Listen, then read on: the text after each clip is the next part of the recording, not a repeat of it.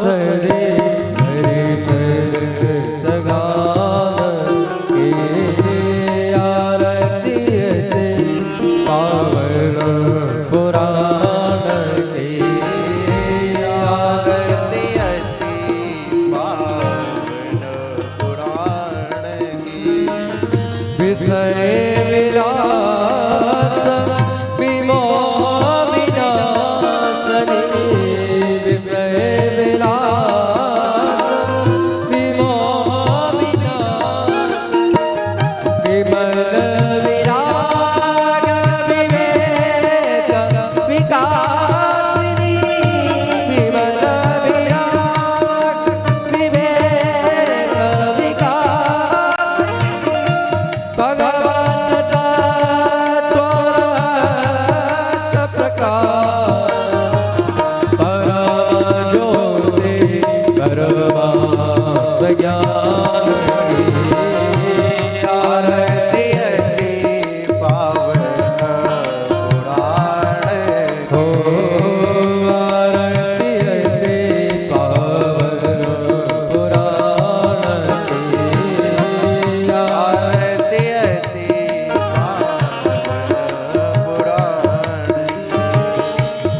परमहंस मुनि मन उल्लासिनी परमहंस मुनि मन उल्लासिनी रसिक हृदय रस रास विलासिनी रसिक हृदय रस रास विलासिनी भुक्ति मुक्ति रति प्रेम सुधा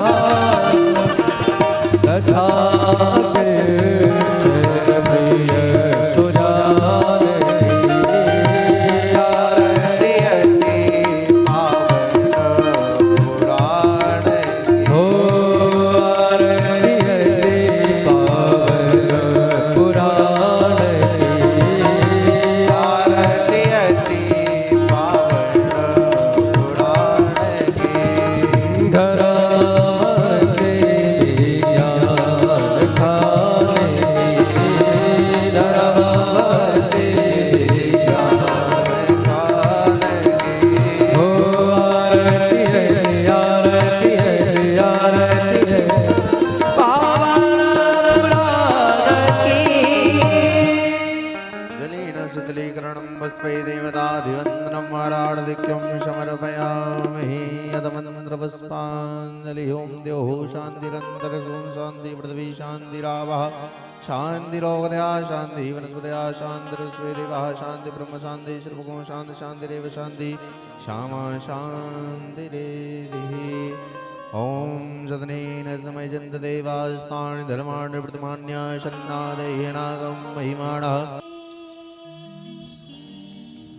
जय राधा रानी का जय हो श्री हनुमान जी महाराज जी जय हो माँ जगदजननी की जय श्री गणेशाय नमः श्री सरस्वती नमः श्री गुरुवे नमः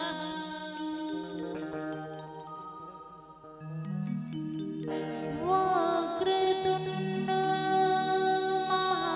महाकाय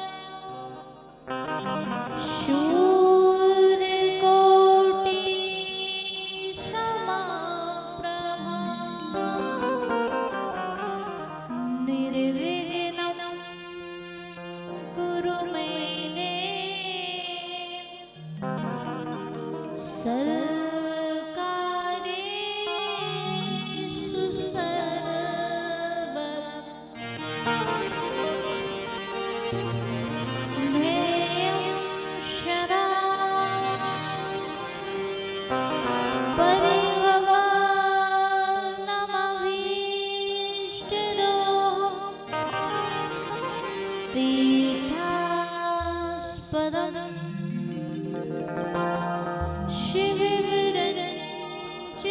तं शरण्यं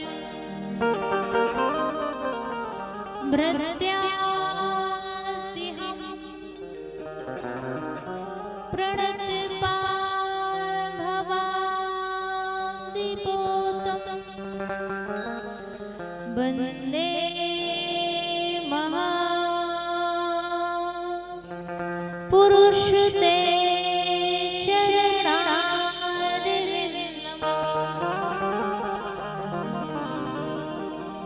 गौररङ्गं शमयं देवं रसाचार्यो रसोषुखम् श्रीरामहर्षणं देवं सद्गुरु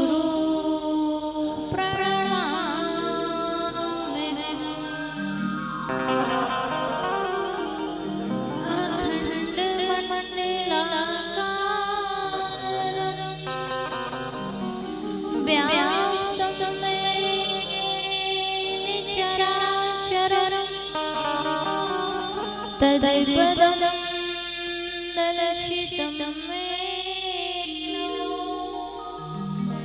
तस्मै श्रीगुरुवे नमः। बरसाने की राधिका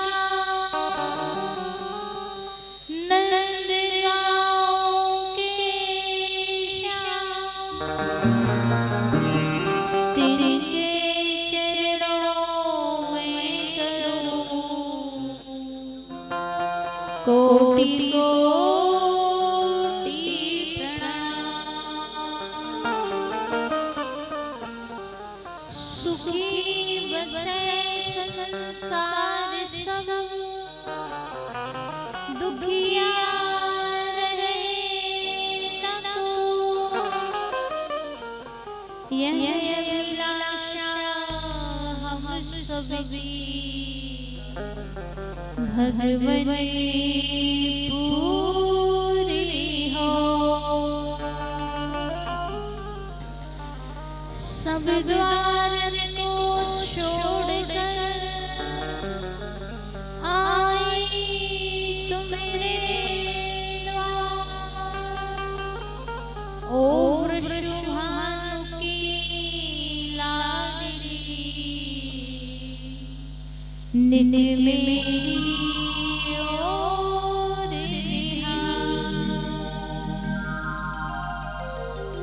दिल में दया उदारता मन में प्रेम अपार हृदय में धैर्य वीरता सबको दो दाता। हाथ जोड़ विनती करो सुनिए कृपा निधान। साधु संगत सुख दीजिए दया नम्र का ज्ञान। विद्या बुद्धि तेज बल सबके भीतर हो। दूत पूत धन धान से वंचित रहे न हो। मिले भरोसा आपका हमें सदा जगली। आशा तेरे धाम की बनी रहे महुई। जय जय श्री राधा रमण जय जय नवल किशोर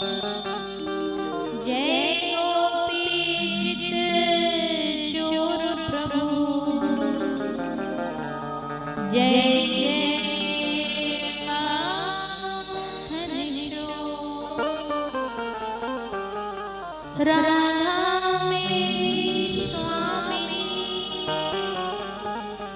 मैया तिरुना जन्म जन्म मोहे दीजियो श्री वृंदावन जन्म जन्म मोहे दीजियो श्री वृंदावन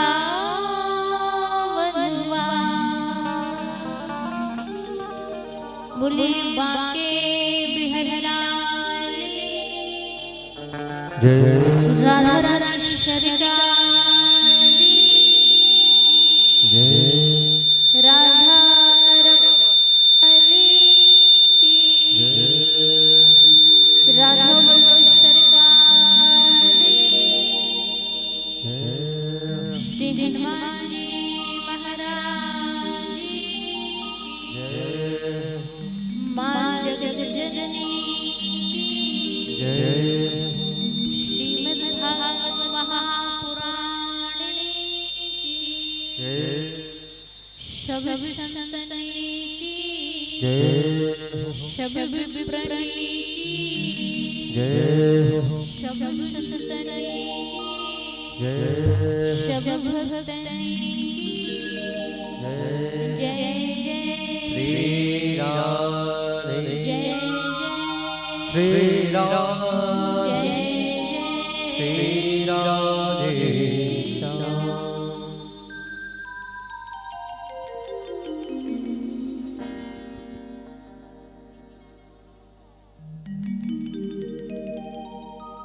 राधा श्री राधा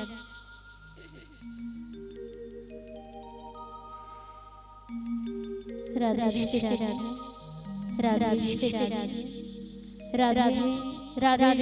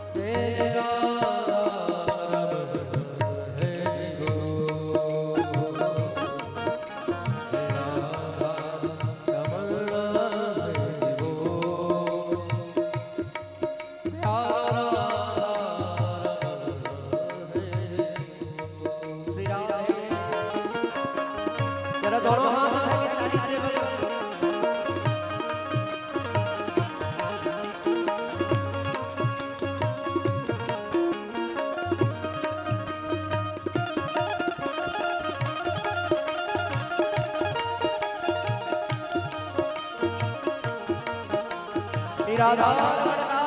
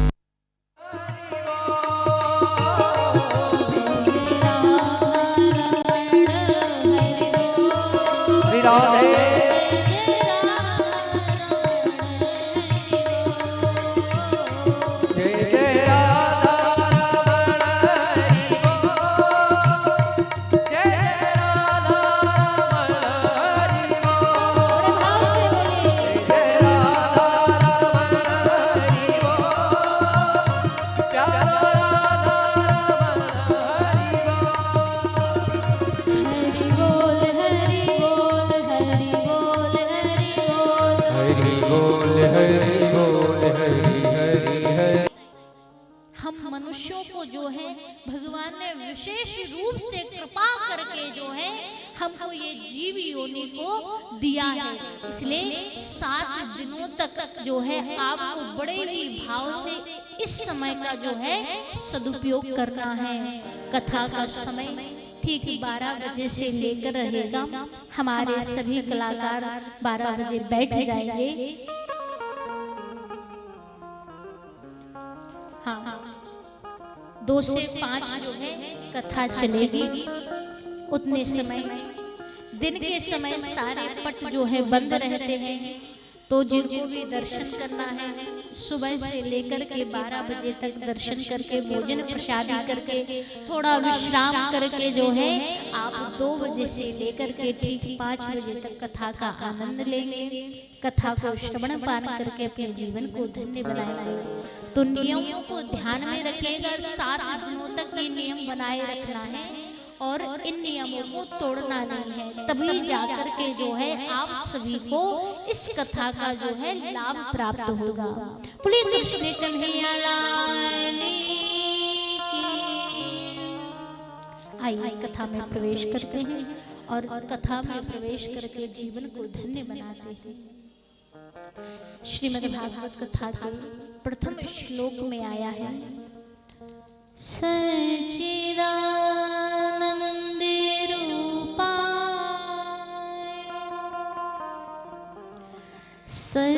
सच्चिदानंद रूपाय विश्वोदिपत्यार्ति हेतवे तापत्रय विनाशाय तापत्रय विनाशाय श्री कृष्ण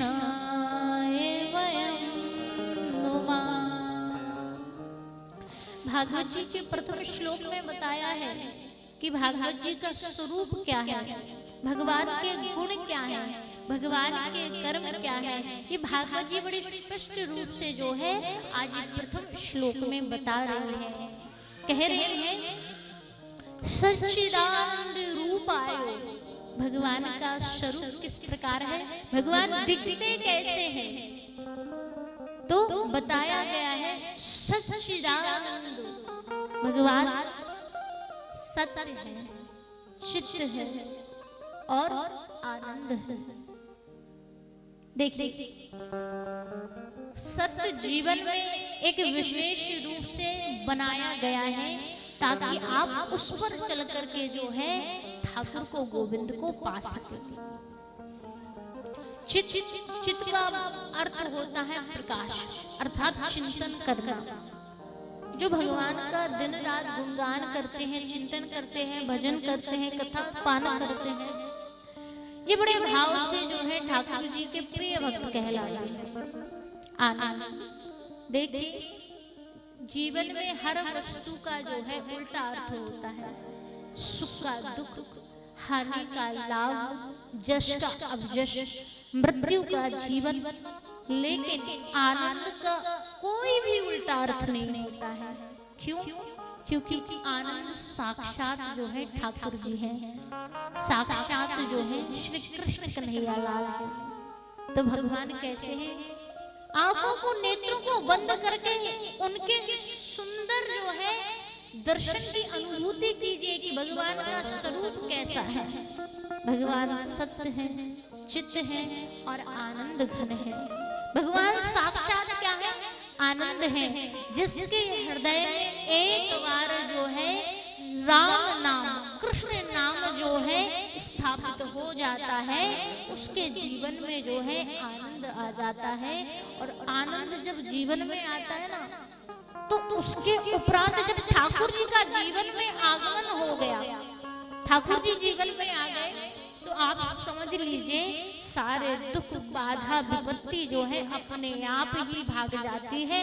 क्योंकि जहाँ आनंद होता है, जहाँ ठाकुर जी होते हैं, वहाँ कोई दुख, कोई बाधा, कोई बीमारी विपत्ति जो है आती नहीं है। इसलिए ध्यान रखिएगा, अगर जीवन में आनंद चाहिए है तो ठाकुर जी को अपने हृदय में स्थापित कर लो। यही जो है भाव व्यक्त कर रहा है, यही जो है श्लोक का सुंदर बखान है कि आप जो है अपने हृदय में ठाकुर जी को, श्री जी को स्थापित कर लो, भागवत जी को स्थापित कर लो, तो आपके सभी पाप जो है धुल जाएंगे, पुण्य पुष्ट हो जाएंगे, पाप नष्ट हो जाएंगे, जीवन सरल हो जाएगा। और जब जीवन सरल हो जाता है तो उस समय जीवन में जो है आनंद की अनुभूति होती है। और इस आनंद की अनुभूति जो है 4 गुना और बढ़ जाती है जब आप दिन रात प्रभु का चिंतन करते हैं, भजन करते हैं, पूजन करते हैं और उनकी कथा सुनते हैं। प्रथम श्लोक के प्रथम वाक्य में सच्चिदानंद, भगवान कैसे सच्चित आनंद, इसके उपरांत क्या बताया गया है? विश्वोदिपत्यार्ति हेतुवे, भगवान के काम क्या है? तो व्यास महाराज लिख रहे हैं कि विश्व की उत्पत्ति करना, विश्व का पालन करना और विश्व का संहार करना, ये भगवान के काम है, ये भगवान के कर्म बताए गए हैं कि भगवान क्या करते हैं? विश्व की उत्पत्ति करते हैं, सृष्टि की रचना होती है, फिर उसका पालन होता है, भरण पोषण करते हैं भगवान, और समय आने पर संहार होता है। जीवन की जितना दाना पानी लिखा हुआ है, जितने समय यहाँ के लिए बताया गया है, निर्धारित किया गया है, उतने समय के लिए जो है प्राणी संसार में आता है और समय पूर्ण होने के उपरांत जो है चला जाता है।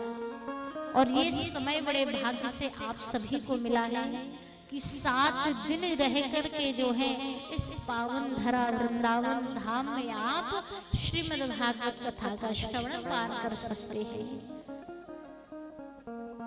इसके उपरांत बताया गया है तापत्रय विनाशाय, भगवान के गुण क्या है? तो बताया गया है कि दैविक दैहिक भौतिक तापों को, समस्त तापों को जो है नष्ट करने वाले हैं। धन ऐश्वर्य श्री लक्ष्मी इन सभी की वृद्धि करने वाले हैं, सुख को प्रदान करने वाले हैं। ऐसे हमारे श्री ठाकुर जी हैं और ऐसे श्री ठाकुर जी के चरणों में, श्री राधा रमण लाल जी के चरणों में हम सभी प्रणाम करके शीश झुका करके जो है आशीर्वाद की कामना करते हैं। श्री कृष्णाय वयं नमः। ऐसे ठाकुर जी के सुंदर दर्शन की, उनके गुणों की, उनके कर्मों की जो है इस सुंदर श्लोक में व्याख्या की गई है। और ऐसे ही सुंदर स्वरूप के दर्शन करके आज आप सभी लोग आज से ही कथा को सुनना प्रारंभ करके संकल्प लीजिए मन में कि आज से जो है नित्य प्रतिदिन हम 7 दिनों तक कथा को श्रवण करेंगे। कथा को सुन करके चिंतन करके जो है इस अमृतमयी कथा को हम जीवन में अपनाएंगे, जीवन में उतारेंगे। और उससे एक बड़ा लाभ होगा कि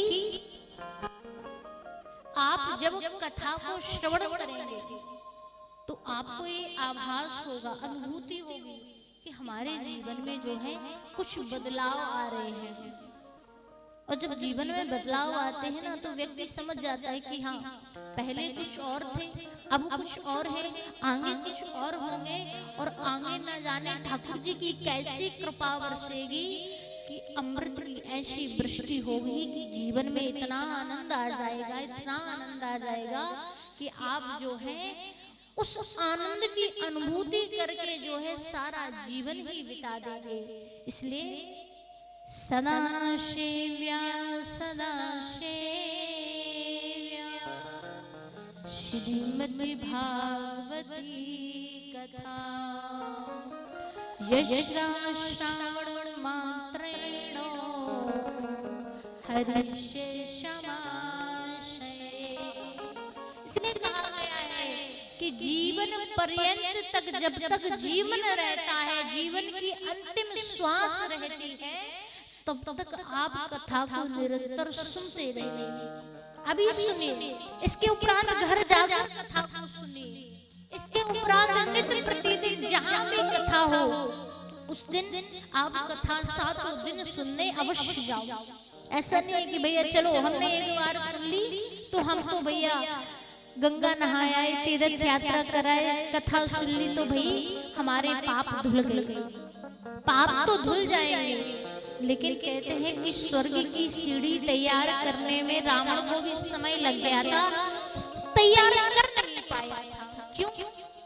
क्योंकि एक बार अहंकार आ जाए तो व्यक्ति कुछ भी नहीं कर सकता।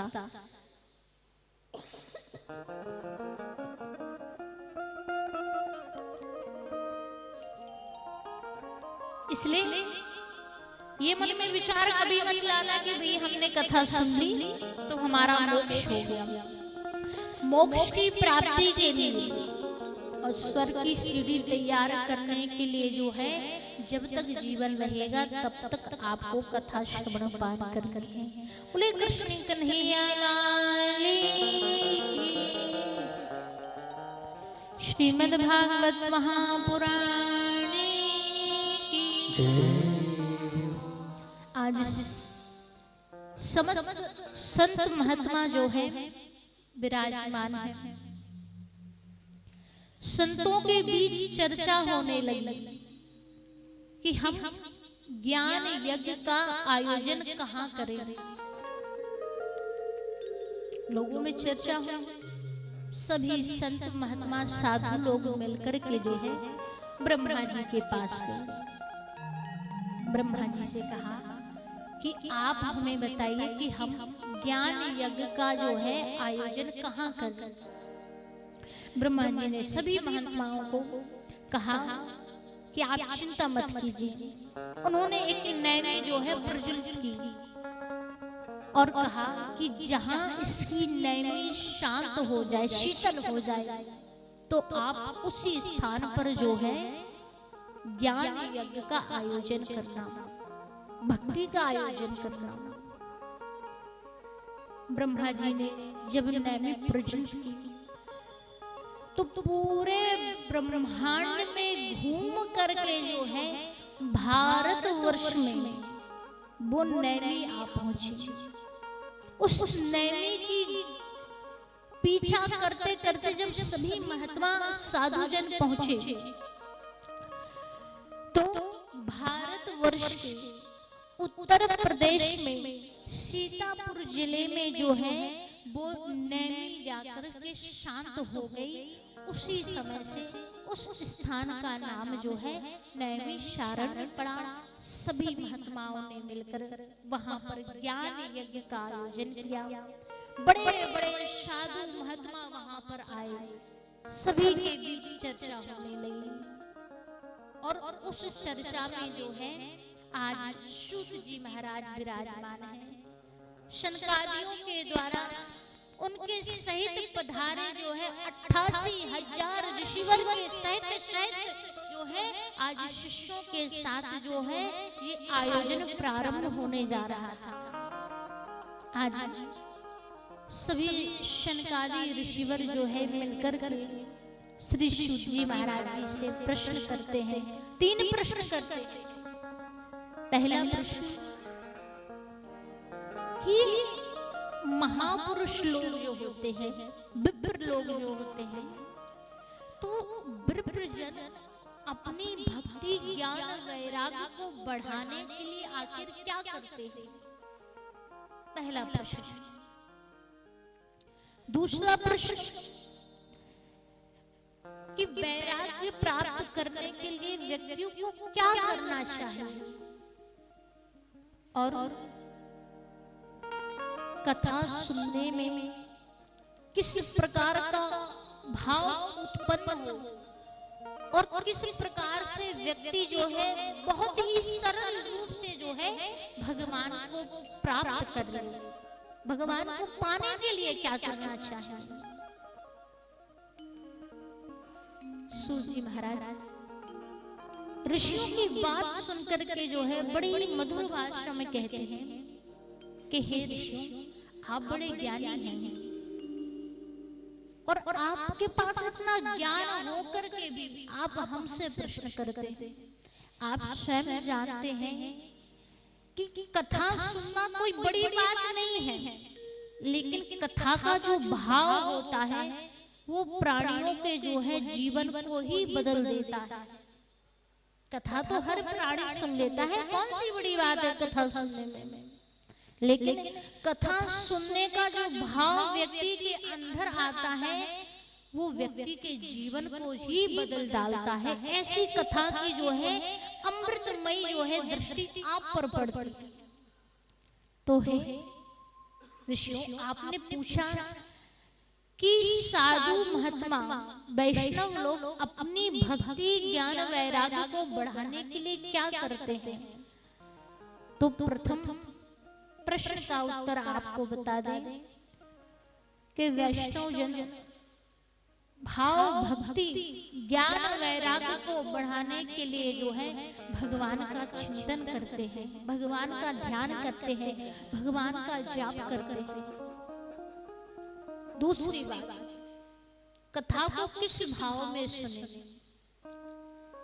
तो हे ऋषियों, कथा को बड़े ही सरल भाव से ये श्रवण कीजिए कि हाँ, आप कथा नहीं, आप अपने ठाकुर जी के नित्य प्रति दर्शन कर रहे हैं और अलग अलग भावों में उनके दर्शन हो रहे हैं। तो आप जो है इस भाव से जो है कथा को सुनिए। तीसरा प्रश्न कि भगवान के दर्शन की प्राप्ति कैसे हो, भगवान को कहाँ ढूंढे, भगवान कहाँ मिलेंगे। तो आपको बता दें कि भगवान जो है ठाकुर जी जो है हर वैष्णव के हृदय में विराजमान होता है। वैष्णव कौन है? वैष्णव होने के लिए किसी वर्ग की आवश्यकता नहीं है कि आप ब्राह्मण हैं, क्षत्रिय हैं, वैश्य हैं, शूद्र, कौन है, कुछ भी नहीं। वैष्णव होने के लिए कुछ नियम और आराधना, साधना, स्पर्श, भक्ति और ज्ञान की आवश्यकता होती है। तो आप वैष्णव बन जाते हैं। आपने अगर कुछ नियमों का पालन कर लिया तो आप वैष्णव कहलाएंगे। जैसे तिलक धारण करना, तुलसी माला का धारण करना, स्वच्छ वस्त्रों को धारण करना, स्वच्छ भोजन करना, शुद्ध भोजन करना, ऐसे कुछ साधारण से नियम होते हैं। और अगर भगवान के दर्शन करने हो, ठाकुर जी के दर्शन करने हो, तो सबसे पहले ठाकुर जी को अपने हृदय में ही स्थापित कर लो। तो समझ लो ना कि तुमने भगवान को पा लिया है। भगवान का नाम का स्पर्श भी आपके रोम रोम को जो है पवित्र कर देने वाला है। इसलिए जो है हर वैष्णव को भगवान की भक्ति अवश्य करनी चाहिए, चिंतन अवश्य करना चाहिए। और ऐसी ही चर्चा को लेकर आप सभी को बड़े भाव से इस अमृत कथा का जो सौभाग्य मिला है, तो ध्यान रखना, इन तीन बातों के साथ जो है आप कथा को सुनना प्रारंभ करते हैं। श्री शनकादि ऋषिवर जो हैं एक समय पर बद्रीनाथ धाम में विराजमान हैं। उस समय पर चारों शनकादि ऋषिवर जो है आज नारद जी को देख करके जो है विचार करते हैं कि आज पहली बार, आज क्या है, पहली बार जो है मैंने नारद जी को चिंता में देखा है। और चिंता क्या होती है, चिता के समान होती है। किसी भी साधु महात्मा के अगर माथे पर आपको चिंता का भाव दिखने लगे तो समझ जाइएगा कि कोई बड़ी बात है, कोई साधारण बात तो है ही नहीं।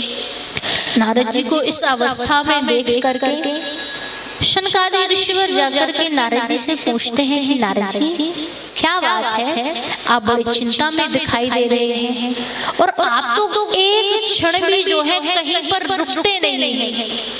आखिर क्या बात है, आप इस वृक्ष के नीचे जो है चिंता में बैठे हुए हैं, आखिर चिंता का विषय क्या है, आखिर बात क्या है।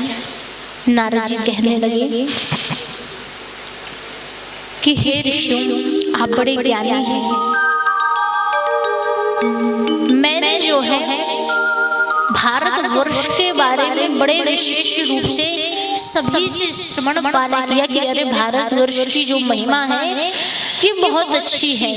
यहाँ पर भगवान श्री कृष्ण ने जन्म लिया, भगवान श्री राम ने जन्म लिया, तो इन बातों को सुनकर के मेरे मन में बड़ी लालसा हुई, लालच आया कि चलो भाई हम भी भारतवर्ष का भ्रमण करके आए, चलकर देखें तो आखिर जो है ऐसे भारतवर्ष में आखिर है क्या जो इनकी इतनी महिमा गाई जाती है, इतना बखान सुना है जो, आखिर चलकर देखा जाए कि आखिर बात क्या है। तो इस बात को सुनकर के मैं भारतवर्ष आया। भारतवर्ष में मैंने अनेकों स्थानों पर, पुरी में, उड़ीसा में, पोरबंदर में, नाना जगह पर जो है मैंने भ्रमण किया। और भ्रमण करते करते जो है मैं जगन्नाथपुरी उड़ीसा गया, मैं रामेश्वरम गया, मैं सभी स्थानों पर होते हुए गुजरते हुए जो है वृंदावन धाम पहुंचा।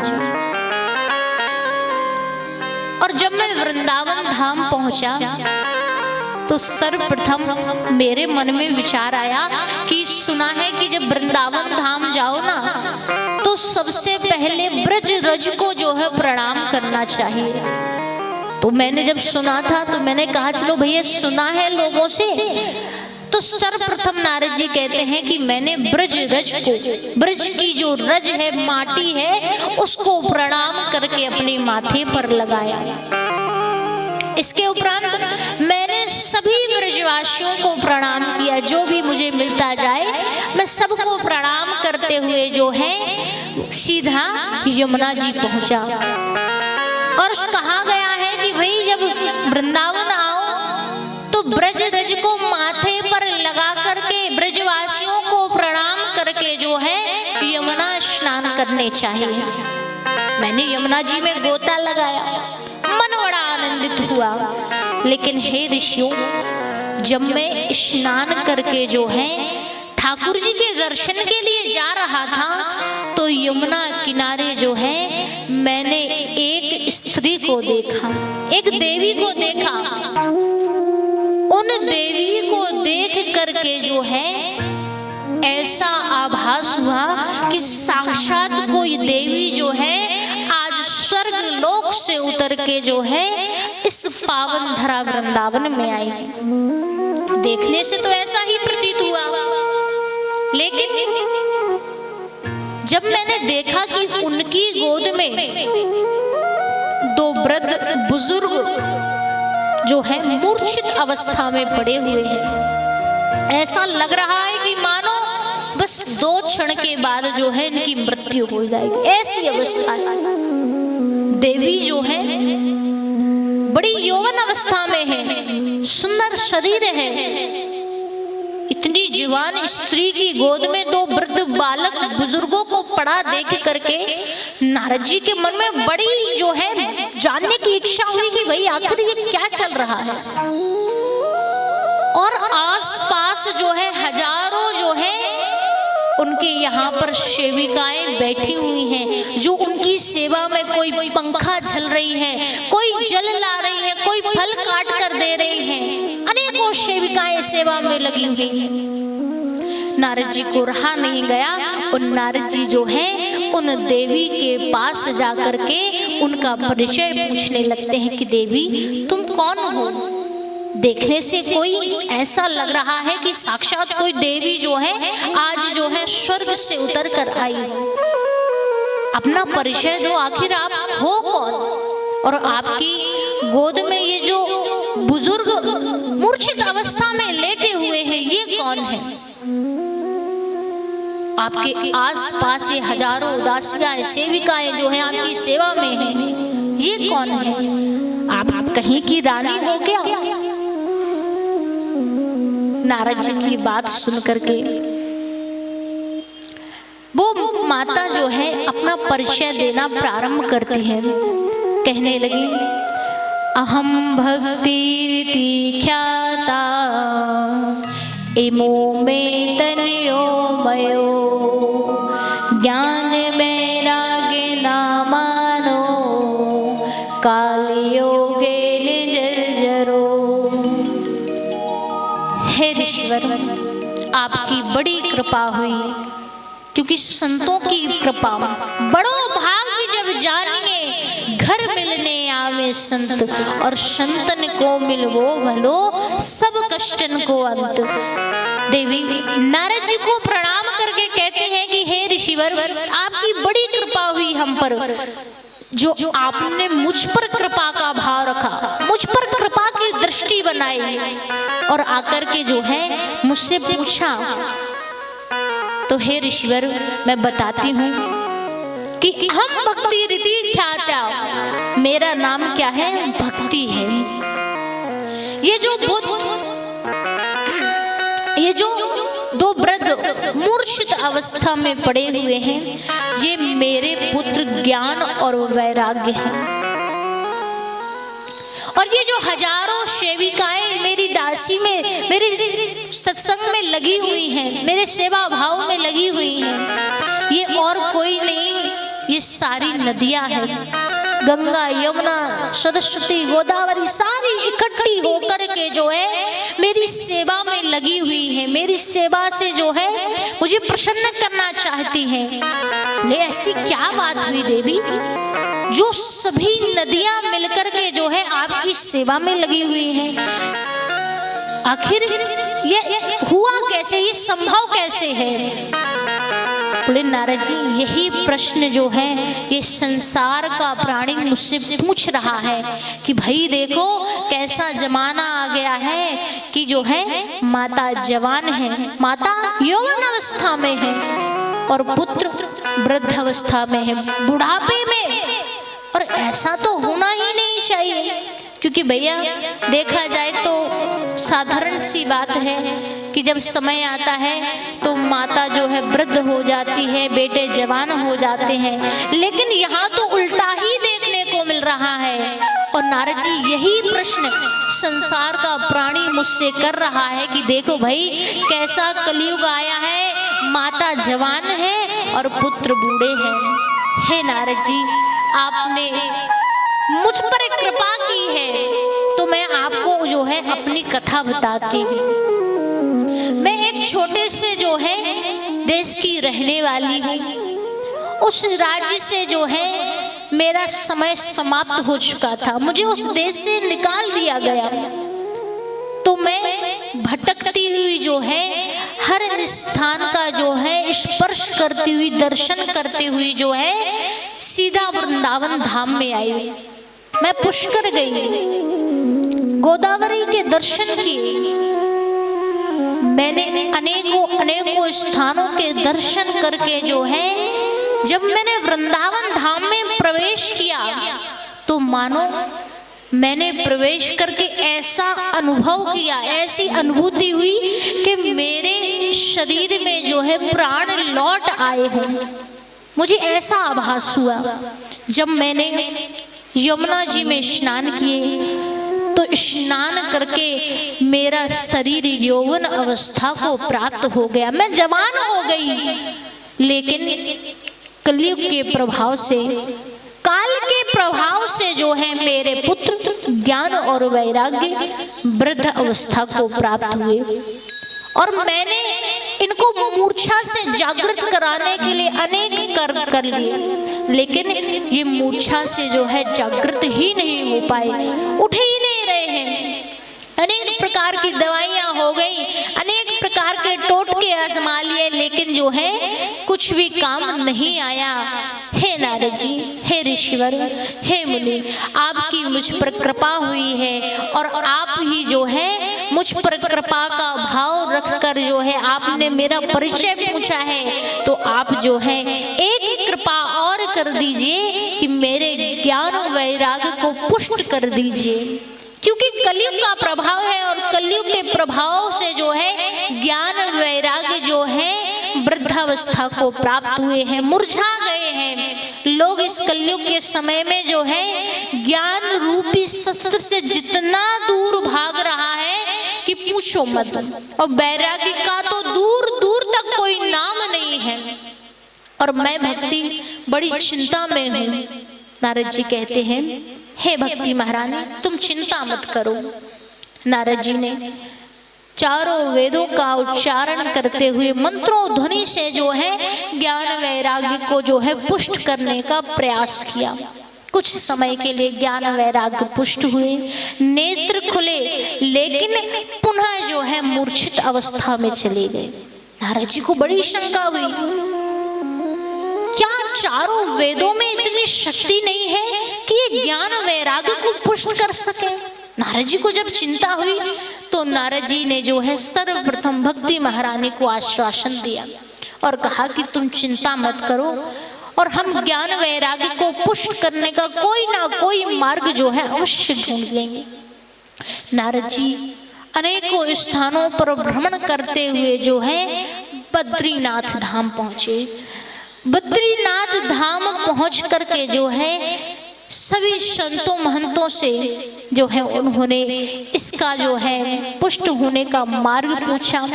किसी ने जो है उनके पुष्ट होने का मार्ग नहीं बता पाए। अंतिम में नारद जी हिताश होकर, निराश होकर एक वृक्ष के नीचे बैठ गए। उस समय पर जिस समय सभी चारों शनकादि मिलकर नारद जी के पास आए, नारद जी ने आज अपनी सारी बात बता दी। नारद जी अब कहते हैं ऋषियों से, अब आप ही बताइए कि मैं क्या करूं, इनके पुष्ट होने का कोई ना कोई तो मार्ग होगा ही। नारद जी की बात सुनकर शनकादि ऋषिवर कहते हैं कि हे नारद जी, आप व्यर्थ ही जो है चिंतन करना प्रारंभ कर दीजिए और जो है आप चिंता करना त्याग दीजिए। आप व्यर्थ में ही चिंता कर रहे थे, अरे आज से आप जो है चिंता को त्याग दो और चिंतन करना प्रारंभ कर दो। बोले अच्छा, ऐसा क्यों? बोले चिंतन करने के लिए समय चाहिए होता है, थोड़ा बहुत समय निकालना पड़ता है। और आप ठहरे कि आप जो है एक घड़ी भी, एक समय भी जो है एक स्थान पर नहीं टिकते, लेकिन अगर चिंतन करना है तो समय निकालना पड़ेगा। नारद जी ने ठान लिया कि अब जो है भक्तों पर कृपा करने के लिए भक्ति महारानी को जो है आश्वासन देकर तो मैं यहाँ आया हूँ और ज्ञान वैराग्य को पुष्ट करने का मार्ग भी मुझे मिल गया है, लेकिन उसके लिए मुझे एक घड़ी से ज्यादा ठहरना पड़ेगा। नारद जी मान गए और नारद जी ने जो है एक आसन पर बैठ करके श्री शनकादि ऋषिवर की जो है बात सुनना प्रारंभ की।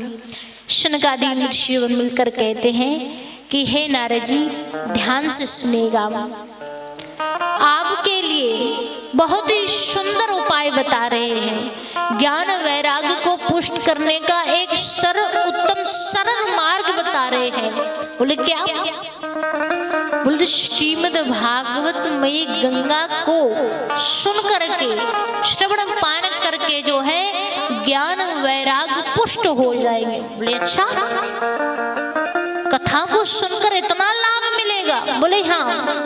बोले कि अगर ऐसी ही बात है तो हे ऋषिवर देर ना कीजिए। चारों ऋषिवर मिलकर नारद जी को जो है कथा सुनाना प्रारंभ करते हैं और जब कथा प्रारंभ होने लगती है तो उस समय पुष्कर, काशी, गोदावरी, प्रयाग, कुरुक्षेत्र, श्री रंगपदम और सभी तीर्थों से जो है सभी साधु महात्मा जो है आज बद्रीनाथ धाम के निकट ही जो है हरिद्वार में श्रीमद् भागवत कथा को सुनने के लिए आते हैं। और स्वयं तो आते ही हैं, अपने संग जो है अपने सहस्त्र सहस्त्र शिष्यों को लेकर आते हैं। नारद जी ने देखा आज संतों का आगमन हुआ है, ऋषियों का आगमन हुआ है। नारद जी ने सबको आसन लगाई, आसन पर विराजमान किया, सभी का जो है भाव से भक्ति के सहित जो है स्वागत सत्कार किया, सबको आसन लगाई गई और सभी संत महंत मिलकर के जो है आज आसन ग्रहण करने ही जा रहे थे। और एक एक करके जब आसन ग्रहण करना प्रारंभ की तो भृगु जी आए, वशिष्ठ जी आए, गौतम जी आए, मेघतिथि आए, देवल आए, सभी ऋषिवर आए। जब ऋषियों को आसन पर बिठाया गया तो अंतिम में लास्ट में जो है भक्ति महारानी आई। भक्ति ने कहा नारद जी मुझे भी आसन दो, बिना आसन के तो कथा सुननी ही नहीं चाहिए, तो आप मुझे आसन दीजिए। नारद जी ने कहा कि हे देवी, हे महारानी, आप जो है सभी संतों के हृदय में जाकर जो है विराजमान हो जाइए। ये सभी वैष्णव यहाँ पर विराजमान हैं और आप जो है इनके हृदय में जाकर विराजमान हो जाइए। और एक बार अगर हृदय से जो है भक्ति जागृत हो जाए, भक्त कौन है? हम सभी हैं। और हम सबके हृदय में कौन बैठा हुआ है? भक्ति बैठी हुई है। और अगर एक बार भक्ति जो है जागृत हो गई तो समझ लीजिएगा कि ज्ञान अपने आप आना प्रारंभ हो जाता है, अर्थात ज्ञान पुष्ट होने लगता है। ज्ञान पुष्ट हुआ तो वैराग्य भी पुष्ट होने लगते हैं और व्यक्ति क्या है, वैराग्य की ओर बढ़ना प्रारंभ कर देता है। इसलिए हे भक्ति महारानी, आप जो है सभी संतों के हृदय में जाकर विराजमान हो जाइए। प्रथम दिन की जो है कथा प्रारंभ हुई। तो जब प्रथम दिन की कथा प्रारंभ होने लगती है, ज्ञान वैराग्य जो कि मूर्छित अवस्था में पड़े हुए हैं, मूर्छित अवस्था से जो है उनके सर्वप्रथम प्रथम दिन में ही जो है ऐसा भक्ति का भाव हुआ, ठाकुर जी की कृपा हुई और ऐसे ही सत्संग के माध्यम से जो है उनके नेत्र खुल गए। प्रथम दिन में नेत्र खुल गए। दूसरे दिन की कथा हुई, सभी ने कथा को श्रवण किया। दूसरे दिन की कथा में ज्ञान और वैराग्य दोनों के हाथ पैर जो है थोड़ी ताकत आई, हिम्मत आई तो हाथ पैर हिलाना प्रारंभ किया। तीसरे दिन की कथा हुई तो तीसरे दिन की कथा में एक आसन की ओट से सहारा लेकर के थोड़ा सा जो है बैठ गए। चौथे दिन की कथा हुई तो जो सहारा लगाया हुआ था वो सहारा हटा दिया और ज्ञान वैराग्य जो है आसन पर बैठ गए।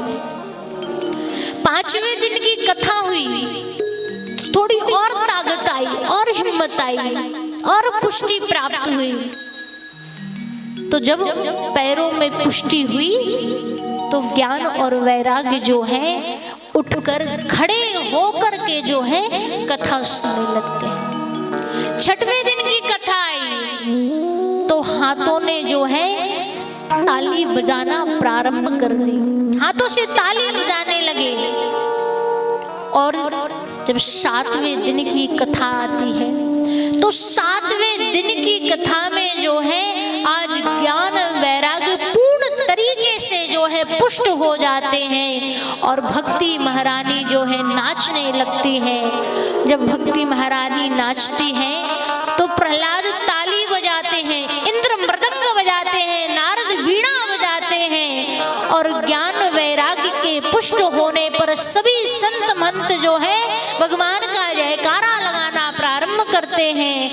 कृष्ण कन्हैया लाल की जय राधा रमण लाल की जय श्रीमद् भागवत महापुराण की जय भगवान ने प्राकट्य लिया, भगवान ने अवतार धारण किया और भक्ति महारानी को दर्शन दिए। भक्ति महारानी की इस भाव को देख करके जो है भगवान कहते हैं, हे भक्ति हम तुम पर बड़े प्रसन्न हैं, मांगो क्या चाहती हो। भक्ति कहती हैं कि हे प्रभु मुझे आप स्थान दीजिए, आपके चरणों में अगर मुझे स्थान मिल गया तो साक्षात मानो मेरा पूरा जीवन ही सफल हो गया। भगवान कहते हैं कि हे भक्ति हम तुम्हें वरदान देते हैं कि तुम्हारा स्थान जो है, तुम्हारा वास जो है सभी वैष्णव जन के काम करते हैं। और इनका काम क्या है? हम सभी को जो है इस भव संसार से पार लगाना। इसलिए आप अभी से इसी क्षण से जो है भक्ति करना प्रारंभ कर दीजिए। बोले कृष्ण कन्हैया लाल की। हो श्यामा हृदय कमल सो प्रगटो, श्यामा हृदय कमल सो प्रगटो, और श्याम हृदय को भाए। सब लोग ताली से बड़े बड़े गाए। हो वृंदावन प्यारो वृंदावन, वृंदावन प्यारो वृंदावन, वृंदावन प्यारो वृंदावन, वृंदावन प्यारो। श्यामा हृदय कमल सो प्रगटो, श्यामा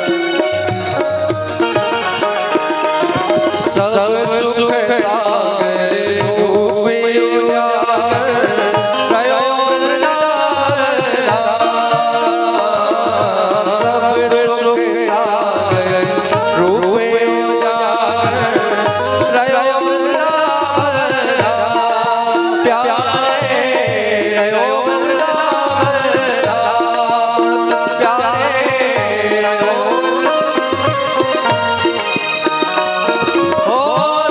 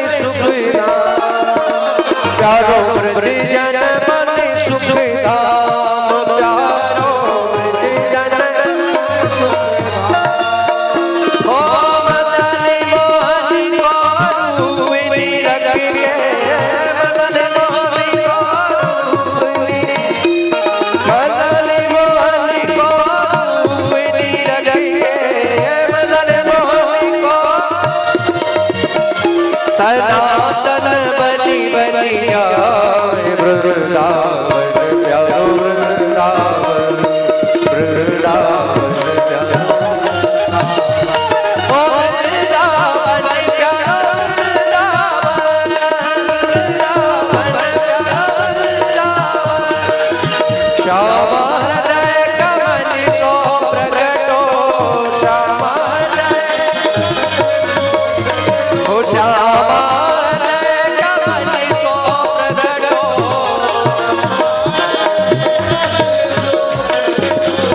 ऐसे नहीं जरा दोनों हाथ उठा के ताली से बजाते बड़े भाव से गए ओ वृंदावन प्यारो वृंदावन वृंदावन ओ वृंदावन प्यारो वृंदावन श्याम हृदय कमल सो प्रगटो श्याम हृदय कमल सो प्रगटो श्याम हृदय कमल और श्याम हृदय को गाए वृंदावन प्यारो वृंदावन ओ वृंदावन प्यारो वृंदावन श्री राधे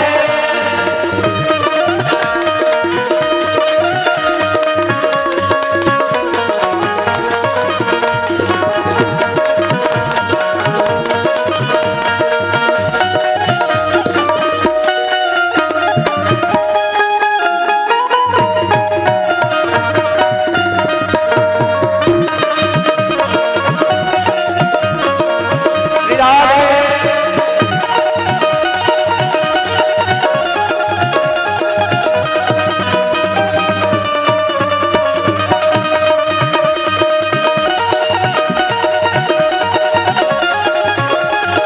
जय जय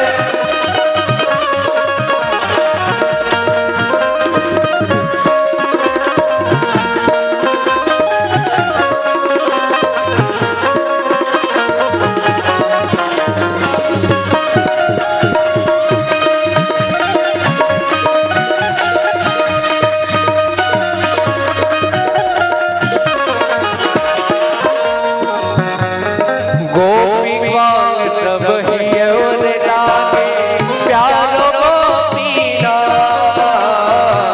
गोपी ग्वाल सब हियोर लागे गोपी ग्वाल सब हियोर लागे प्यारो गोपीना गोपी ग्वाल सब हियोर प्यारो प्यारो गोपीना प्यारो गोपीना ओ मधुसूदन नीलकंठ लगायो मधुसूदन नीलकंठ लगायो मधुसूदन नीलकंठ लगायो और हो रही जय जयकार वृंदावन प्यारा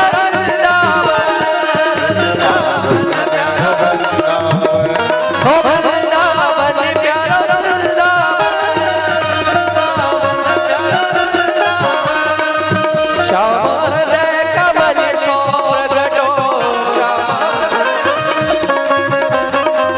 श्याम हृदय कमल सो प्रगटो श्याम हृदय कमल सो प्रगटो श्याम हृदय को आए वृंदावन प्यारो वृंदावन वृंदावन प्यारो सबका ताली से वृंदावन प्यारो वृंदावन वृंदावन प्यारो वृंदावन ओ श्याम हृदय कमल सो प्रगटो श्याम हृदय प्रगटो श्याम हृदय कमल सो प्रगटो श्याम हृदय कमल सो प्रगटो श्याम हृदय को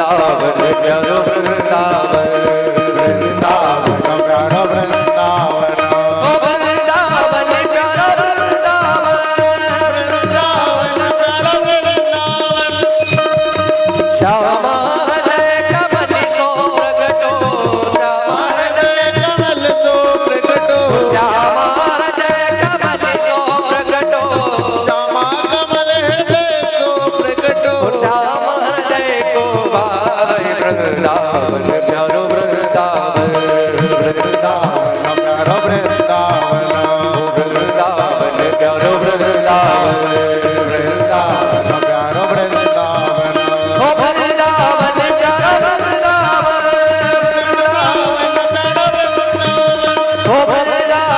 प्यारो वृंदावन ओ वृंदावन प्यारो वृंदावन। ऐसा लग ही नहीं रहा है कि आप लोग वृंदावन में बैठे हैं।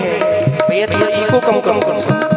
ऐसा लग ही नहीं रहा है कि आप लोग वृंदावन में बैठे हैं। वृंदावन के भक्त ऐसे नहीं बैठते। जरा दोनों हाथ उठा के भुजा उठा के बिहारी जी को याद करते हुए गाएं।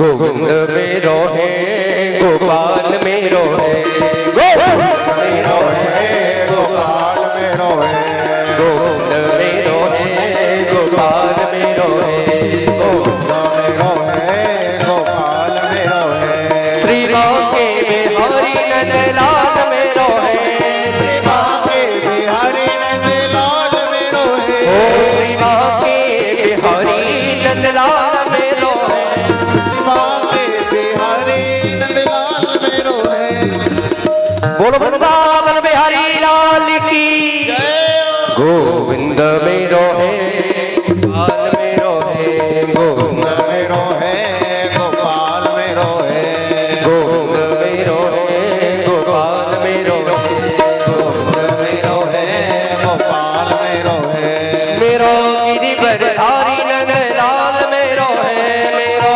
गिरिवर धारी ओ मेरो गिरिवर धारी नंदलाल मेरो है मेरो गिरिवर धारी नंदलाल मेरो है गोविंद मेरो है गोपाल मेरो है गोविंद मेरो है गोपाल मेरो है गोविंद मेरो है गोपाल मेरो है गोपाल मेरो है गोपाल मेरो है गोपाल मेरो है पुलिस श्री वृंदावन बिहारी लाल की जय हो जय जय श्री राम जय जय श्री राम। बोले वृंदावन बिहारी लाल की वृंदावन सोवास भलो जहाँ नित्य वसे यमुना पट रानी जो जन नहाए के ध्यान धरे बैकुंठ में लेते जी को रजधानी यमुना दूतन तारती है भव तारती है श्री राधिका रानी वृंदावन सुवास भलो जहाँ नित्य वसे यमुना पट रानी। बड़े ही भाव से ये समय और ये पुण्य एकत्रित होकर आप सभी के लिए अमृत का क्षण प्राप्त कराने के लिए आपके बीच उपस्थित हैं। तो 7 दिन बड़ा ही आनंद होगा, उत्सव होगा, नित्य प्रतिदिन अनेकों कथाओं का श्रवण पान होगा। ठीक 2 बजे से 5 बजे तक कथा चलेगी।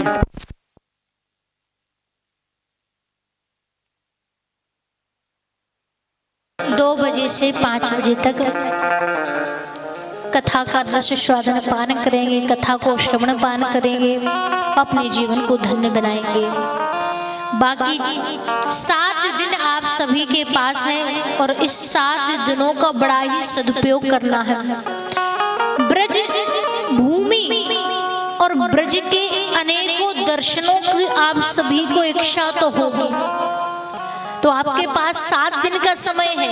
आज तो दिन बीत गया, लेकिन 6 दिन और है और इन 6 दिनों पर विश्राम नहीं करना है। विश्राम करने कोई नहीं आया यहाँ पर। हम स्वयं जो यहाँ रहते हैं हम भी विश्राम नहीं करते। 2 घड़ी जैसे नारद जी ठहरते नहीं है ना, वैसे हम भी बस क्लास में ही बैठते हैं 2-4 घंटे। बाकी यहाँ दर्शन किए, वहाँ दर्शन किए, यहाँ संतों की सेवा की, जहाँ जो सेवा भर पड़ी वो सेवा की। इसलिए आराम फरमाना किसी को नहीं है। 6 दिन आपके पास है। 6 दिनों तक जो है आप सभी को हर स्थान पर जाकर के दर्शन करना है, यमुना स्नान करना है, बांके बिहारी राधा रमन लाल जी, राधा वल्लभ सरकार जी, निधि वन, सेवा कुंज, अनेकों स्थान है। लेकिन एक बात विशेष करके बता दें कि तटिया स्थान जाना छोड़ना मत, भूलना मत। बाकी के फिर ठाकुर जी की कृपा होगी तो वर्षाना, गोवर्धन और गोवर्धन की परिक्रमा, साथ ही जो है आप लोग नंदगांव और नंदगांव के साथ साथ गोकुल, रमण देती, अनेक स्थानों के दर्शन करके जो है अपने जीवन को जो है धन्य बनाएं। क्योंकि 6 दिन का समय है। विश्राम तो घर जाकर भी हो जाएगा, क्योंकि आप विश्राम करने नहीं यहाँ पर पुण्य कमाने आए हैं। तो सभी जाकर के दर्शन करें, दर्शन करके प्रसादी पाए, फिर कथाओं को श्रवण पान करें और ऐसे ही 6 दिनों तक जो है अनेक प्रकार से भक्ति भाव से जो है इस समय को जो है सदुपयोग में लाएं। इसी शब्दों को लेकर हम अपनी वाणी को विराम देते हैं। आइए आरती के दर्शन करते हैं। सभी लोग काफी थक हार गए होंगे, पहला दिन था, तो आइए सभी लोग मिलकर के आरती के दर्शन करके अपने जीवन को धन्य बनाते हैं। बोले कृष्ण कन्हैया लाल की, राधा रमण लाल की जय हरि हरि हरि श्री राम। सम्मिलित होते हैं। जो भक्त यहाँ भी बैठे हुए हैं आप सभी अपने स्थान पर खड़े हो जाएंगे ठाकुर जी की आरती में। श्री बिहारी तेरी आरती गा, श्री बांके बिहारी तेरी आरती गा, श्री बांके बिहारी तेरी आरती गा, श्री रमण बिहारी तेरी आरती गा, श्री रमण बिहारी तेरी आरती गा,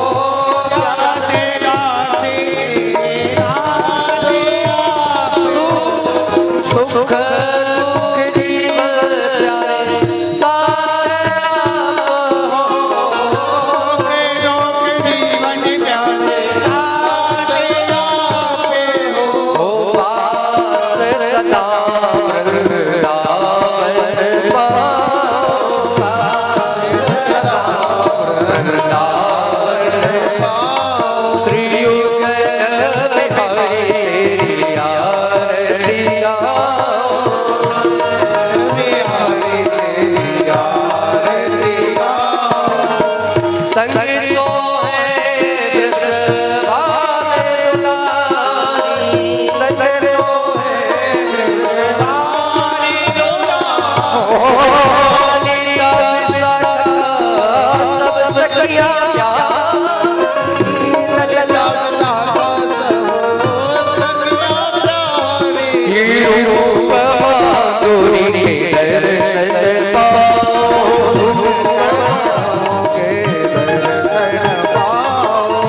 रमण बिहारी तेरी आरती गाओ रमण बिहारी तेरी आरती गाओ प्यारे आपको आरती गाओ प्यारे आपको लगाओ आरती गाओ लाला आपको जाओ आरती गाओ लाला आपको लगाओ श्री गानी बिहारी तेरी आरती गाओ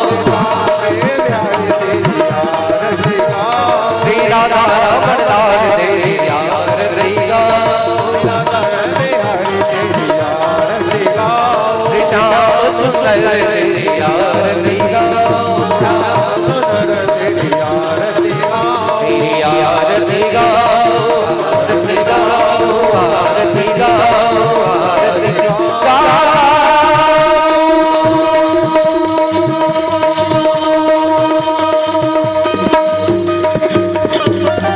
कर्पूर गौरम करुणावतारम संसार सारम भुजगेन्द्रहारम सदा वसंतम हृदयारविन्दं भवानी शरणं नमः त्वमेव माता च पिता त्वमेव